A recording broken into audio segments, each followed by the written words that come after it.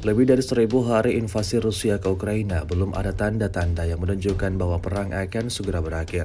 Alih-alih berakhir, intensitas perang justru semakin meningkat setiap pekannya. Terbaru beredar sebuah video di media sosial Telegram pada Senin 25 November 2024. Dalam rekaman tersebut menunjukkan momentum tentara Rusia membuat angkatan bersenjata Ukraina kewalahan saat pasukan Rusia maju menerobos Velikaya Novoselka. Tepat di area selatan Donetsk, pasukan Rusia aktif bergerak maju dengan dukungan tembakan artileri roket berkali-kali. Insiden ini jelas menambah daftar kerugian panjang yang didapatkan prajurit Angkatan Bersenjata Ukraina.